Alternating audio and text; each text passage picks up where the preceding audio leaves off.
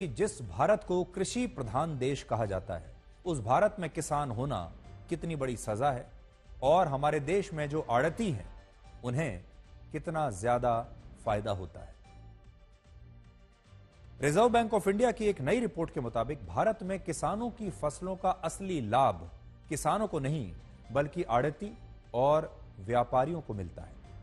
आपने कई बार सोचा होगा कि कृषि प्रधान देश तो है हमारा देश, हम कहते भी हैं जय जवान जय किसान, लेकिन हमारे देश में किसानों की जय तो हम कहते हैं, जय जयकार करते हैं, लेकिन फिर भी इतनी मेहनत के बाद भी हमारे देश के किसान दुखी रहते हैं।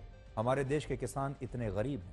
हम कहते हैं कि भारत कृषि प्रधान देश है, लेकिन ऐसे देश में भी किसान गरीब कैसे रह सकते हैं, किसान परेशान कैसे रह सकते हैं, किसान दुखी कैसे रह सकते हैं। तो अब एक नई रिपोर्ट आई है और जब आप ये देखेंगे तो हमारे देश के जो किसान हैं उन्हें तो ये बात समझ में आएगी, पूरे देश के लोगों को भी समझ में आएगा कि किसानों के असली दुख का कारण क्या है। अगर आप लोग बाजार से 1 किलोग्राम टमाटर 100 रुपए में खरीदते हैं आज, तो इस टमाटर की खेती करने वाले किसान को इसमें से सिर्फ 33 रुपए 50 पैसे मिलते हैं। 100 रुपए में से 33 रुपए 50 पैसे किसान को मिलते हैं। आड़ती और जो व्यापारी हैं यानी जो बिचौलिए हैं उन्हें 21 रुपए 30 पैसे मिलते हैं। होलसेलर को 16 रुपए 10 पैसे मिलते हैं और जिस दुकान से आपने ये टमाटर खरीदा उस दुकानदार को 29 रुपए 10 पैसे मिलते हैं। ये 100 रुपए के टमाटर का एक ब्रेकअप मैं आज आपको दे रहा हूं और इसमें से देख लीजिए कि किसान को उस 100 रुपए में से सिर्फ 33.5 रुपए मिलते हैं और बाकी के जो पैसा है वो सब व्यापारी खा जाते हैं। इसका मतलब यह हुआ कि जिस किसान ने अपने खेतों में इस टमाटर को उगाया और दिन रात मेहनत की, उसे सिर्फ 33% हिस्सा मिल रहा है। 33 रुपए मिल रहे हैं 100 रुपए में से। लेकिन जिस आड़ती ने मंडियों में किसानों से उनकी फसल खरीदकर व्यापारियों को आगे बेचा, उसे सिर्फ यह काम करने के लिए 100 में से 21 रुपए मिले। और जबकि आपके इलाके में दुकानों पर इस टमाटर को बेचने वाले दुकानदार को इसी टमाटर से 29 रुपए का फायदा हुआ। और हम आप आज यहां यह नहीं कहना चाहते कि फायदा बाकी के लोगों को नहीं होना चाहिए। किसान मेहनत करता है, आड़ती भी मेहनत करता है, व्यापारी भी मेहनत करता है और दुकानदार भी मेहनत करता है। आड़ती उसे आगे बेचता है, व्यापारी उसे एक जगह से दूसरी जगह, उसका ट्रांसपोर्टेशन का भी खर्चा आता है, उसके स्टोरेज का भी खर्चा आता है। दुकानदार जब उसे खरीद कर लाता है अपनी दुकान में रखता है, उसका भी खर्चा आता है और इन सब ने अपनी मेहनत भी की है। हम यहां ये बिल्कुल नहीं कह रहे कि व्यापारी को फायदा नहीं होना चाहिए, मुनाफा नहीं होना चाहिए, आड़ती को नहीं होना चाहिए या दुकानदार को नहीं होना चाहिए, होना चाहिए। लेकिन क्या आपको लगता है कि किसान का हिस्सा सिर्फ 33% का बचता है?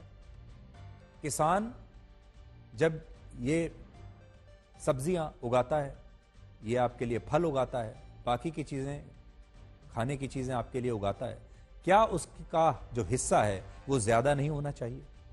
प्याज की खेती करने वाले किसानों को इसके अंतिम मूल्य का सिर्फ 36.1% हिस्सा मिलता है। टमाटर तो मैंने बता दिया, अब प्याज देख लीजिए। प्याज में 36% हिस्सा किसानों को मिलता है, आड़तियों को 17.5%, होलसेलर को 15% और खुदरा व्यापारी को 31.3% हिस्सा मिलता है। और यही कहानी आलू की भी है। आलू की खेती करने वाले किसानों को इसके अंतिम मूल्य का 36.7%, आड़तियों को 16.2%, थोक व्यापारी को 16% और खुदरा व्यापारी को 31% हिस्सा मिलता है। और इससे आपको यह पता चलता है कि जो किसान इन फसलों के असली मालिक हैं, जिनके खून पसीने की मेहनत से ये फसलें उगाई जाती हैं, उन्हें इसका सबसे कम लाभ मिल रहा है, जबकि आड़ती और व्यापारी इन्हीं फसलों को बेचकर खूब पैसा कमा रहे हैं। और यहां बात सिर्फ आलू, प्याज और टमाटर की नहीं है। अलग अलग फलों में भी किसानों से ज्यादा लाभ आड़तियों को होता है और मंडियों में बैठे बड़े बड़े व्यापारियों को होता है। भारत के किसान जो फल दूसरे देशों में बेच रहे हैं, दूसरे देशों में भेज रहे हैं, उसमें भी किसानों के साथ अन्याय हो रहा है। उदाहरण के लिए भारत के किसान मंडियों में 1 किलोग्राम अंगूर 45 रुपए के हिसाब से बेचते हैं, तो नेदरलैंड्स के पोर्ट पर पहुंचते पहुंचते ये 138 रुपए 50 पैसे के हो जाते हैं। और बाद में यूरोप के देशों में यही 1 किलो अंगूर दुकानों पर 256 रुपए में बिकते हैं। लेकिन भारत के किसान को इस अंगूर के लिए भी सिर्फ 45 रुपए मिलते हैं। इससे आप अंदाजा लगाइए कि भारत के किसानों के साथ कितना बड़ा अन्याय हो रहा है। और ये आज जो हम रिपोर्ट दिखा रहे हैं आपको, ये हम अपने देश के किसानों के लिए दिखा रहे हैं, किसानों के परिवारों के लिए दिखा रहे हैं। हम सिर्फ इतना कहना चाहते हैं, मुनाफा तो सबको ही कमाना चाहिए, क्योंकि सब लोग काम कर रहे हैं तो मुनाफे के लिए ही कर रहे हैं, लेकिन इसमें सबसे बड़ा मुनाफा होना चाहिए किसानों का। कुछ वर्ष पहले तक जब एक किसान ने टीवी पर यह देखा कि आईपीएल के क्रिकेट के खिलाड़ियों की बोली लगाई जा रही है, खिलाड़ी करोड़ों रुपए में बिक रहे हैं, तो इस किसान ने कहा था कि काश किसानों की फसलों का भी कोई आईपीएल होता तो फसलों को बेचकर आड़तियों और व्यापारियों से ज्यादा किसान खुश हो जाते।